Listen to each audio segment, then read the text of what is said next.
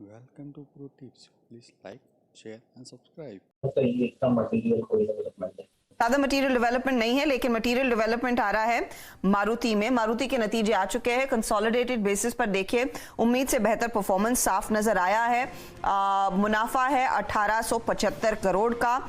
अनुमान था मुनाफा 1517 करोड़ पर सिमट जाएगा, तो उम्मीद से बेहतर ये आंकड़ा साफ तौर से देखने को मिला है। दूसरी तरफ रेवेन्यू से मार्जिन का आंकड़ा आया है, मार्जिन 9.1% पर, और हमारा अनुमान था कि करीब करीब मार्जिन 8.2% पर आएगा। तो प्रॉफिट और मार्जिन पर एक बीट देखने को मिला है। अब देखना होगा कि कंपनी ने रेवेन्यू के पैमाने पर क्या डिलीवर किया है। हमारा अनुमान था कि 26,826 करोड़ के आसपास का आय का आंकड़ा आएगा, 26,749 करोड़ का आंकड़ा है। तो यहां पर हल्का सा मिस है, लेकिन इन लाइन आप कहेंगे तो रेवेन्यू इन लाइन, जो मुनाफा है वो बीट है 1875 करोड़ का। मार्जिन्स बीट है, 9% के ऊपर के मार्जिन्स देखने को मिले हैं। इस क्वार्टर में याद रखिएगा, चिप शॉर्टेज के चलते वॉल्यूम्स पर वैसे भी थोड़ा बहुत प्रेशर था। अब कंपनी आगे के आउटलुक पर ऑफ कोर्स कुछ बयान देती हुई नजर आएगी, लेकिन क्लियरली जो प्राइस हाइक्स शरद इन्होंने लिए हैं इस पर्टिकुलर क्वार्टर में, उसका फायदा रिफ्लेक्ट हो रहा है मार्जिन में, और लगभग 57% की प्रॉफिटेबिलिटी में इंप्रूवमेंट, जहां पर सिर्फ 30% बढ़त का अनुमान था।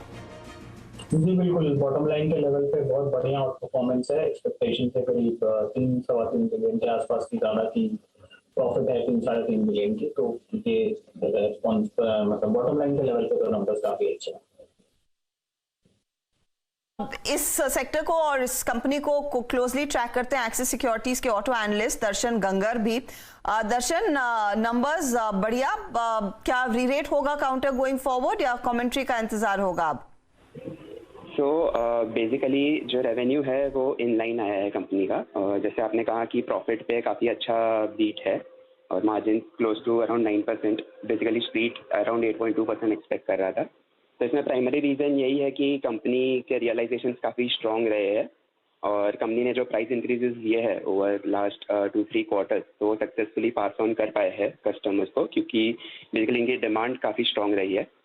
उनकी करंट ऑर्डर बुक भी क्लोज टू 2.7 लाख यूनिट्स है, विद वेटिंग पीरियड इनके काफ़ी मॉडल्स पे, सो दैट डिस्काउंट्स भी काफ़ी कम है। और तीसरा पॉइंट है कि बेसिकली इनकी जो कमोडिटी प्राइस में जो इन्फ्लेशन आया है उसका Q4 में इतना इम्पैक्ट नहीं आया, वो Q1 से दिखेगा।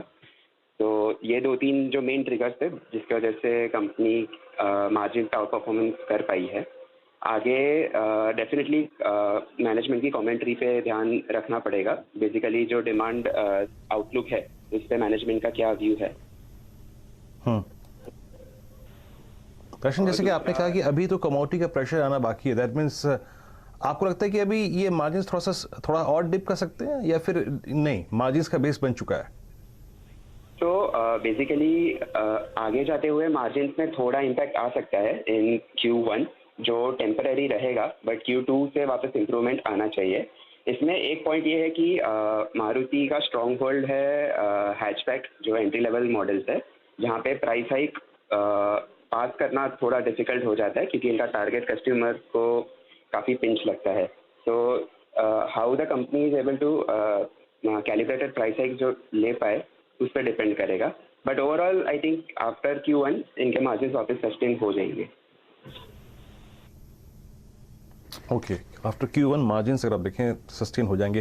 दर्शन, अब चॉइस की बात करते हैं। आप देखिए, जैसे कि आपने कहा कि यहाँ पे वेटिंग पीरियड्स इनके मॉडल्स के काफ़ी, अगर आप देखें, इम्प्रूव हुए हैं, वेटिंग ड्यूरेशन जो है।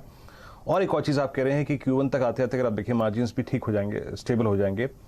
अगर मुझे चूज़ करना हो इस वक्त फ्रंटलाइन 2 ऑटो कंपनियों में से, out of Maruti and M&M, आप क्या चूज़ करेंगे? M&M ने पिछले 3 महीने में बहुत स्ट्रेंथ दिखाई है, all time high closing trajectory पे ट्रेड कर रहा है। आपकी आउट ऑफ दीज 2 चॉइस क्या है इस वक्त? ज़्यादा बुलिश है। महिंद्रा ने डेफिनेटली काफ़ी स्ट्रेंथ दिखा है, उनके प्रोडक्ट्स में भी वेटिंग पीरियड जो है वो काफ़ी स्ट्रॉन्ग रहा है। बेसिकली जो नए लॉन्चेस है उन्होंने काफ़ी अच्छा ट्रैक्शन दिखाया है। तो मारुति में एक है कि जो हेडविंड्स रहे हैं कंपनी में, तो वो इनके प्राइस करेक्शन में फैक्टर इन हो गए हैं। तो यहाँ से आगे जाते वक्त द नेगेटिव कम है और पॉजिटिव ज़्यादा है। बेसिकली जो मार्केट शेयर लॉस हुआ है मारुति का, over the last 2 years because of main इनका जो SUV सेगमेंट में एक क्रेडिबल प्रोडक्ट नहीं था, तो वो कंपनी एड्रेस करने वाली है, ऐसा इंडिकेशन दिया हुआ है। तो over the next 12 months company नए प्रोडक्ट्स लॉन्च करने वाले हैं, स्पेशली SUV स्पेस में, विच विल हेल्प इनको मार्केट शेयर रीगेन करने में। और जो अपना सेमीकंडक्टर चिप शॉर्टेजेस है, तो वो भी इंक्रीमेंटली मंथ और मंथ और क्वार्टर इम्प्रूव होते जा रहे हैं, तो इनको ऑपरेटिंग लेवरेज का भी फायदा मिल सकता है आगे। दर्शन, बहुत बहुत शुक्रिया हमारे लिए समय निकालकर क्विक एनालिसिस करने के लिए। मारुति के नंबर्स आ चुके हैं, प्रॉफिटेबिलिटी और EBITDA लेवल पर एक परफॉर्मेंस बेहतर और रेवेन्यू इन लाइन है, लेकिन चिप शॉर्टेज देखिए भारी पड़ी है। 2,70,000 गाड़ियां कम इन्होंने प्रोड्यूस की चिप शॉर्टेज के चलते FY22 में। समित, चार्ट पर क्या इंडिकेशन है? 7,900 पर थोड़ा लगा स्टिकी रहेगा, ऊपर जाएगा, लेकिन हल्की सी मुनाफा वसूली आई है अब। देखिए, ये स्टॉक ने काफी ज्यादा रेजिलियंस दिखाया लास्ट एक आध हफ्ते में, और लो लेवल से जैसे इसमें रिकवरी आई है, जब तक ये 7700 7650 का लेवल्स क्लोजिंग बेसिस पे होल्ड करता है, तब तक जो उसका रीसेंट जो स्टडी स्ट्रक्चर हुआ था वो तभी मेंटेन रहेगा। और ये लेवल्स अगर ब्रेक नहीं होते तो इनफैक्ट हम होपफुल रहेंगे कि ये स्टॉक 8000 का लेवल भी आने वाली वीक में ब्रेक कर जाए। तो हम यहाँ पे फिलहाल तो पॉजिटिव बाय से ट्रेड करेंगे, और जो भी इसमें एग्रेसिव लॉन्ग पोजीशंस आपको लेने हैं वो 8000 के ऊपर लेने हैं, क्योंकि उसके बाद फिर स्टॉक में लगभग 3 से 4% के ऊपर की रैली अनफोल्ड होती है। तो फिर नेक्स्ट लेवल्स आपको 8300 8400 के देखने हैं।